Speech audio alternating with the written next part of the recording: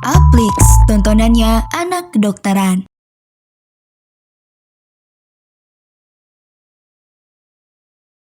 Nah, di video e-learning neurologi kali ini kita akan bahas tentang nyeri kepala ya. Oke, adapun learning outcomes yang kita bahas, kita akan bahas tentang definisi, gejala tanda, serta terapi dari nyeri kepala. Outline-nya yang pertama tentang tension type headache, kemudian vertigo, neuralgia trigeminal, dan cluster headache, serta migrain ya. Kemudian nanti kita akan bahas tentang tumor intrakranial. Oke, pertama kita akan bahas tentang tension type headache. Nah, tension type headache itu komposisi 4 ya teman-teman ya, jadi kalian harus tahu sampai terapinya. Nah, tension type headache merupakan nyeri kepala tipe tegang yang berhubungan dengan jangka, waktu, dan peningkatan stres. Ya, jadi terkait dengan stres, kemudian tegang gitu ya. Lokasinya dia bilateral, daerah bitemporal atau bioccipital, bisa sampai ke tengkuk atau leher belakang. Kualitas nyerinya terasa berat, ditekan, atau diikat sekeliling kepala. Kuantitas nyerinya yaitu ringan atau sedang, pemicunya adalah stres. Gejala lainnya ada fotofobia, bisa juga fonofobia. Terapinya berikan acetaminophen 1000 mg per hari, atau ada SID, ya, aspirin single dose 500 sampai 1000 mg, atau kafein, ya. Profilaksisnya adalah pemberian amitriptilin. Nah, kata kuncinya adalah nyeri kepala terikat dan tertindih. Nah, untuk tension type headache itu ada yang episodik infrequent, kemudian episodik frequent, dan kronik.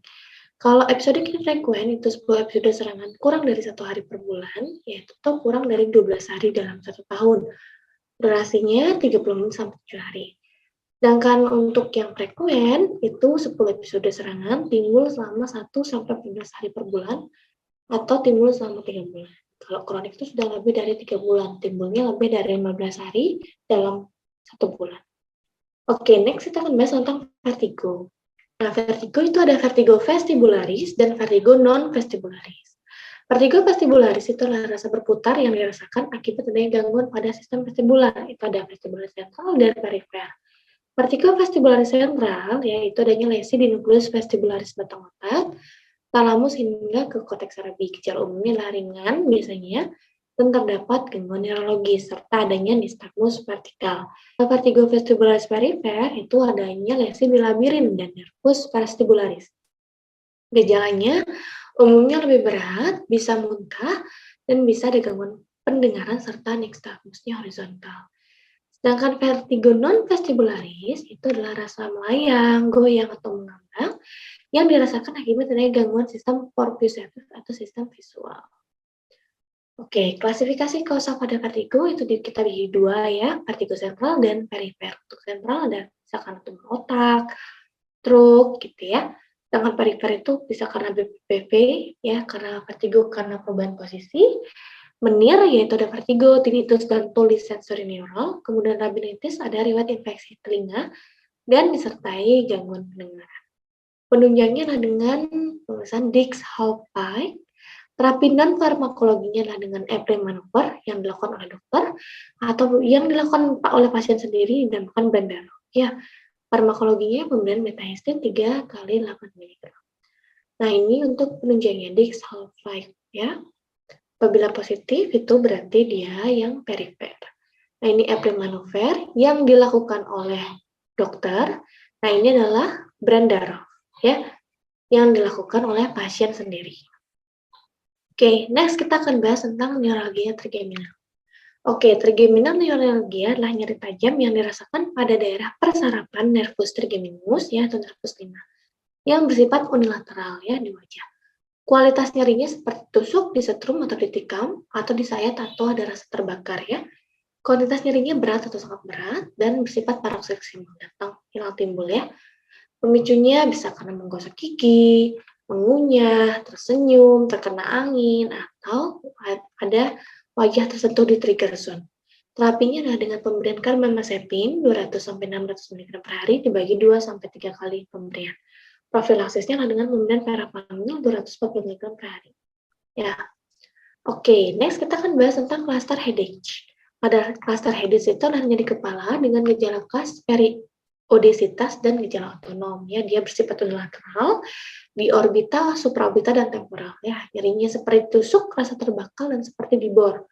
Kuantitas nyerinya berat atau sangat berat, Pemicunya tidak diketahui ya, gejala lainnya bisa terjadi injeksi konjungtiva, lakrimasi mata, rinorea, ada edema palpebra, berkeringat di dahi atau wajah, dan miosis atau ptosis ya. Terapinya, berikan oksigen 100%, 7-10 liter 15 menit, kemudian sumastriptan 6 mg subkutan, dihidroergotamin 0,5-1,5 mg IV atau ergotamin aerosol. Ya, profilaksisnya adalah pemberian verapamil 120-160 mg 2-3 kali sehari atau 4 kali sehari. Nah, untuk cluster headache itu ada yang tipe episodik dan tipe kronis.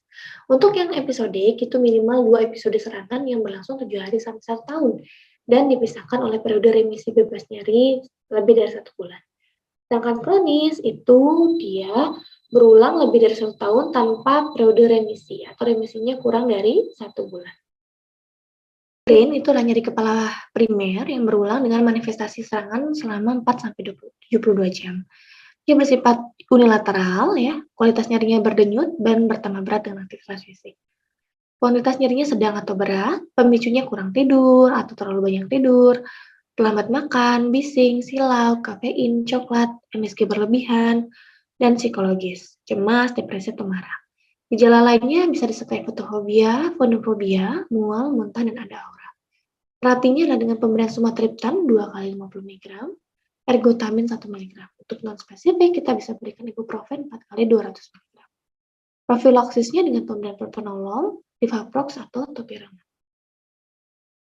Nah, untuk migrain yang klasik, ya, klasik migrain yang dengan aura, itu ada halusinasi sebelum munculnya migrain. Ada gangguan visual, ya, seperti kilatan cahaya, melihat pelangi, melihat kunang-kunang, ada gangguan pembauan, pengecapan, somatosensorik, motorik, atau afasia.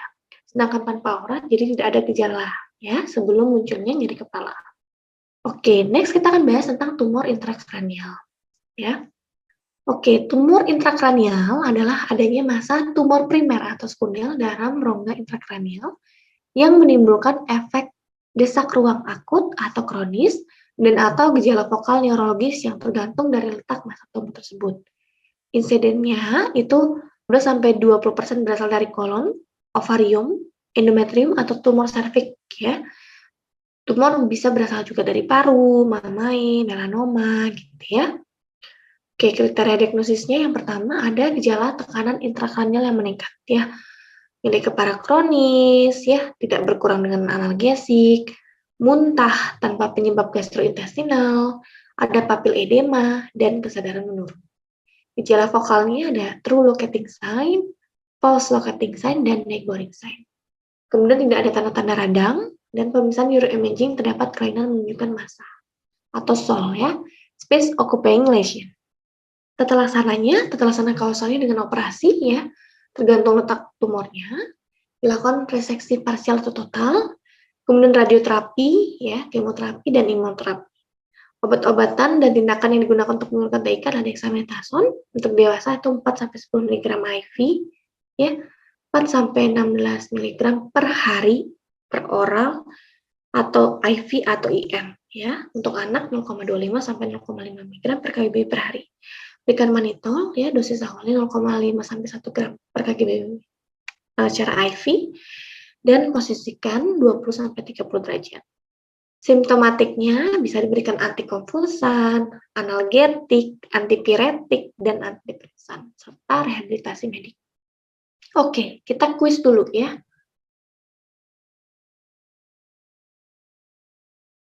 Seorang wanita 20 tahun datang dengan nyeri kepala berdenyut, terutama dirasakan di sebelah kanan. Keluhan dirasakan saat pasien kurang tidur dikarenakan harus menyelesaikan pekerjaannya.